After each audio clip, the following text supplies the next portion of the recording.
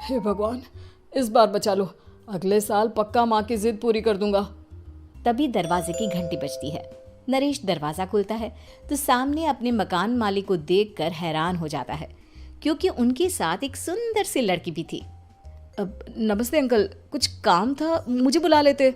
आपने क्यों कष्ट किया? अरे नहीं नहीं, इसमें कष्ट कैसा। मैं तो बस तुम्हें रीना से मिलवाने आया था। आज से रीना तुम्हारे साथ इसी फ्लैट में रहेगी। अंकल, कोई लड़का फ्लैटमेट नहीं है? एक अनजान लड़की के साथ रहना मेरे लिए थोड़ा अजीब होगा। देखो नरेश, मैं तुम्हें पहले भी बता चुका हूँ कि इस फ्लैट में तुम्हें किसी ना किसी के साथ एडजस्ट करना ही होगा, या फिर तुम अकेले पूरे फ्लैट का किराया दे दो, मैं किसी को नहीं रखूंगा। नरेश अपने मकान मालिक की बात सुन के रीना के साथ रहने के लिए तैयार हो जाता है, पर अंदर ही अंदर उसे ये बात खाने लगती है कि वो अपनी माँ को क्या जवाब देगा जब उसकी माँ रीना के बारे में उसे पूछेगी। दिन बीतने लगते हैं। नरेश और रीना अच्छे दोस्त भी बन जाते हैं, पर अभी भी नरेश अपनी प्रॉब्लम का सलूशन नहीं ढूंढ पाता। एक दिन नरेश बहुत परेशान सा बैठा होता है। तभी रीना उसे पूछती है, क्या हुआ नरेश, तुम काफी परेशान लग रहे हो, सब ठीक तो है ना? हाँ सब ठीक है, बस एक छोटी सी प्रॉब्लम है। वो एक्चुअली 2 दिन बाद मेरी माँ मुझसे मिलने आ रही है। अरे तो इसमें प्रॉब्लम क्या है, ये तो खुशी की बात है। हाँ रीना, बट मेरी माँ एक जिद लेकर बैठ गई है कि मैं शादी कर लूँ, पर मैं अभी इस चीज़ के लिए तैयार नहीं हूँ। ऊपर से जब वो तुम्हें देखेगी तो 100 सवाल करेगी, क्या जवाब दूंगा? अरे इसमें कोई टेंशन वाली बात नहीं है। मेरे पास ना इस प्रॉब्लम का सलूशन है, जिससे ना तुम्हें शादी करनी पड़ेगी और ना ही तुम्हारी माँ मेरे बारे में कुछ पूछेंगी। रीना की बात सुनकर नरेश सोच में डूब जाता है। वो सोचता है कि रीना खुले ख्यालों वाली लड़की है, कहीं माँ को सच बता ना दे। नरेश को सोच में डूबा देखकर रीना कहती है, अरे क्या हुआ, किस सोच में पड़ गए?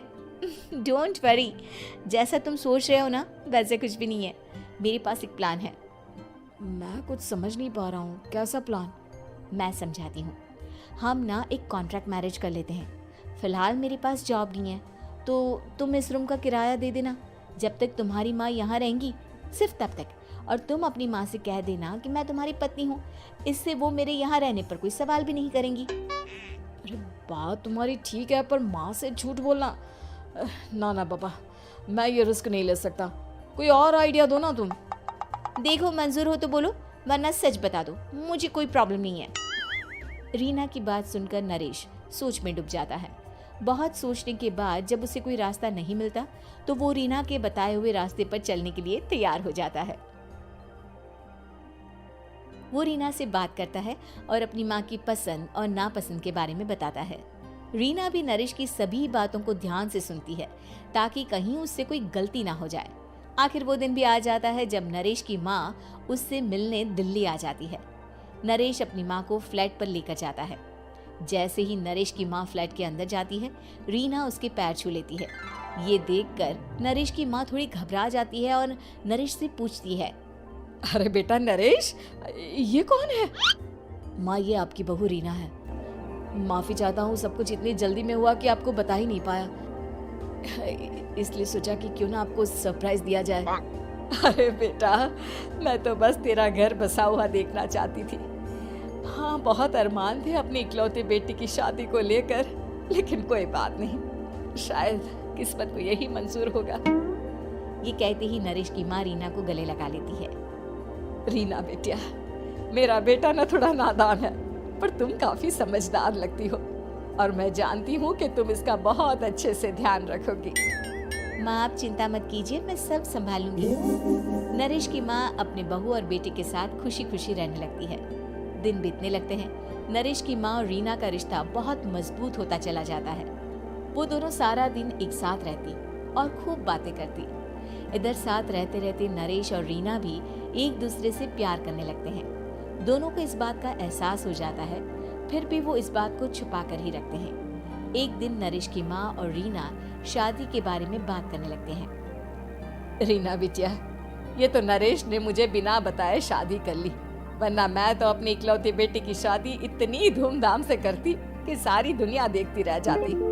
अच्छा माँ, आप ऐसा भी क्या करती नरेश और मेरी शादी में जो दुनिया देखती रह जाती? अरे बिटिया, एक माँ के अरमान तुम अभी नहीं समझोगी। मैं तो अपनी बहू को एक रानी की तरह लेकर आती और शादी भी बिल्कुल शाही अंदाज में करती, पर मेरे तो सारे अरमान ऐसे ही रह गए। खैर, मुझे तो अपने बेटे और बहू की खुशी चाहिए बस। ये कहते हुए नरेश की माँ की आंखों में आंसू आ जाते हैं। रीना भी ये सुनकर ख्यालों में खो जाती है, क्योंकि वो भी मन ही मन खुद को नरेश की पत्नी और उसकी माँ की बहू मानने लगी थी। शाम को जब नरेश ऑफिस से घर आता है तो रीना खुद को रोक नहीं पाती और नरेश के सामने उसकी माँ को अपने और नरेश के रिश्ते का सारा सच बता देती है। रीना की बात सुनकर नरेश की माँ दोनों से बहुत नाराज हो जाती है और घर वापस जाने की बात करने लगती है। तुम दोनों ने मुझसे सच छुपाकर बहुत ठेस पहुंचाई है मुझे। अब तुम लोगों के साथ नहीं रहना चाहती मैं। कल ही वापस चली जाऊंगी अपने घर। माँ, मुझे माफ कर दो। ये सब मैंने रीना के कहने पर ही किया है, वरना मैं भी आपको कभी ठेस पहुंचाने के बारे में सोच भी नहीं सकता। हाँ माँ, हमने ये सिर्फ आपका दिल रखने के लिए किया। प्लीज हम दोनों को माफ कर दीजिए। तुम दोनों ने मेरे अरमानों के साथ खिलवाड़ किया है, और वैसे भी मुझे अपने बेटे के लिए एक अच्छी लड़की ढूंढनी है, इसलिए मेरा यहाँ से जाना ही बेहतर होगा।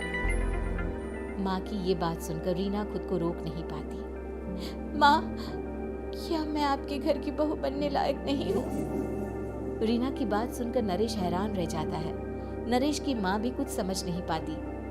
मैं कुछ समझी नहीं, आखिर तुम कहना क्या चाहती हो? माँ, मैं वो नरेश से बहुत प्यार करती हूँ और साथ ही साथ मैं आपको भी अपनी माँ मान बैठी हूँ। आज जब आपकी बातें सुनी तो खुद को रोक नहीं पाई, इसलिए सारा सच आपको बता दिया। रीना की बात सुनकर नरेश की माँ की आंखों में आंसू आ जाते हैं और वो अपने बेटे नरेश और रीना को गले लगा लेती है। मेरे घर की बहू तो सिर्फ रीना बिटिया ही बनेगी। मैं आज ही तुम दोनों की शादी की तारीख निकलवा दूंगी, बस एक बार तुम्हारे घर वाले मान जाए। उसी दिन रीना के माता पिता भी उनके फ्लैट पर आ जाते हैं। दोनों परिवार आपस में बैठकर बातें करते हैं और शादी के लिए राजी हो जाते हैं। रीना भी कॉन्ट्रैक्ट फाड़ देती है और कहती है, सही मायने में मैं अब बहू बनूंगी। अब तक तो सिर्फ कॉन्ट्रैक्ट वाली बहू थी।